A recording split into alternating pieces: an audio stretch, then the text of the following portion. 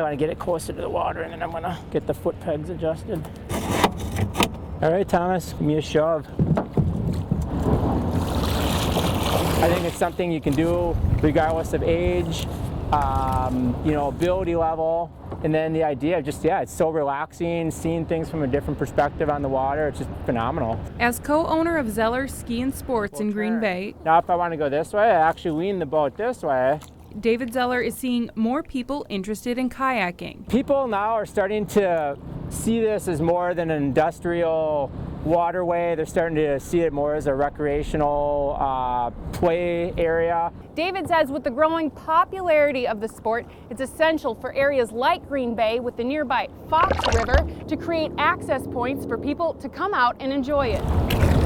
Now, instead of just being an industrial base, they're seeing it as, hey, I can kayak, I can paddleboard, I can use it for, recreation.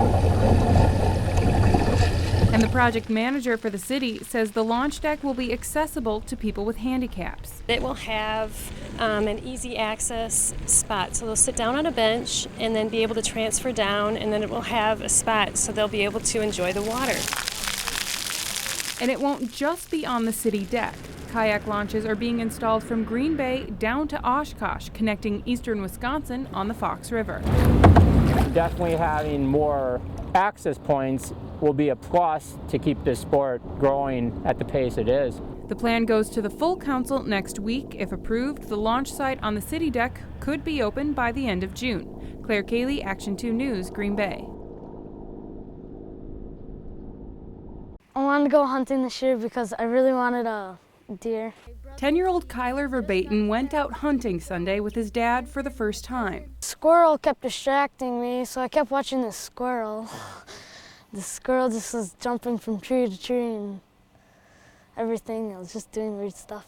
That's when they saw 2 deer in the woods. I should shoot the big one, shoot the big doe, because there was 3 other smaller ones. And so he had the gun, and I'm kind of laughing like, well, we'll see how he does. He's 10. Kyler's first shot missed the target. I'm like, shoot again. He puts it back up, boom, it just fell right over.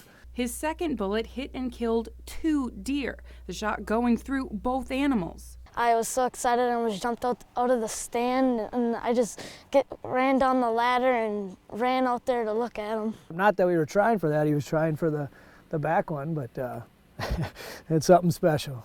Kyler's dad helped him gut and drag both deer and used his own tag along with Kyler's since they weren't planning on Kyler shooting 2. His dad says besides a one-of-a-kind first experience, he hopes Kyler takes away a lesson from the woods. Just for kids nowadays to get the value in nature, to get outside and do something. There's not an app for something like that. Kyler says he'll sit with his dad and his brothers the rest of this season and will definitely be back out for more next year. Are you going to get 3 with 1 shot next year? Probably, maybe, I don't know. Probably not. Clare Reel, Action 2 News. Thank you for adhering to our fan code of conduct. You hear his booming voice outside Lambeau Field. Lambeau Field ambassadors are also found inside each gate entrance. And it rings out inside the bowl.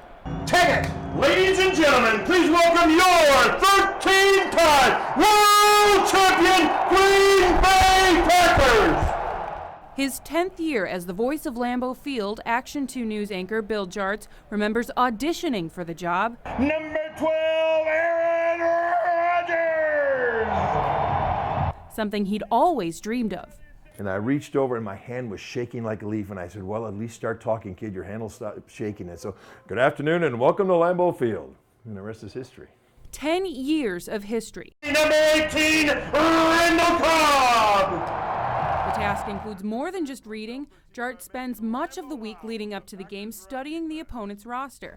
And much like a newscast, going over the scripts just before the game starts. Before the game, I go through what we call our book, which is the 3-ring binder, all the reads I have to do, and I just go sit in a quiet corner all by myself and just read through it, mark up, do the punctuation so that I'm comfortable with it. Monday's game on ESPN was particularly special for Jarts.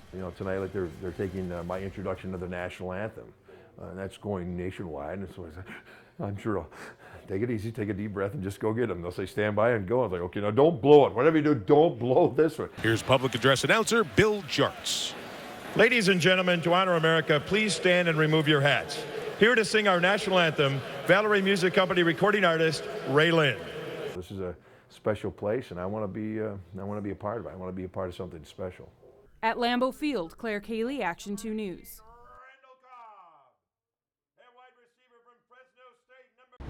The art of hand-repairing fishing nets is something every commercial fishing family used to know when the fishing industry dominated Washington Island, just north of Door County.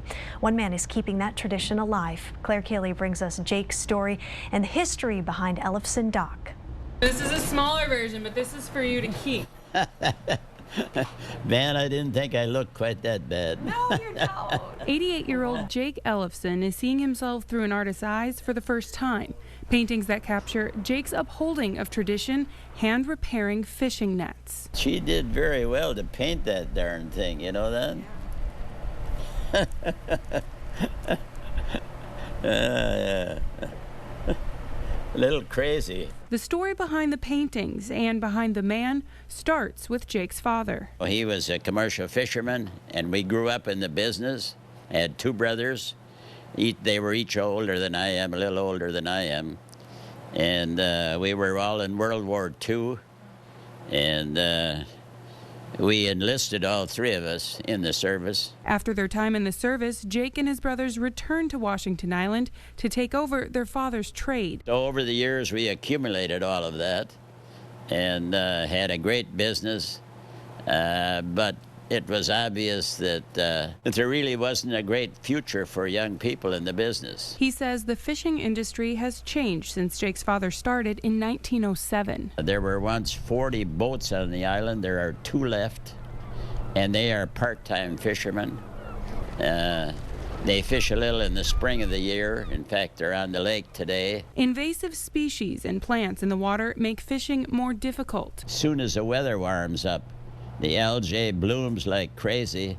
The nets get full of dirty material, moss and algae, and they, of course, the fish shy away from it.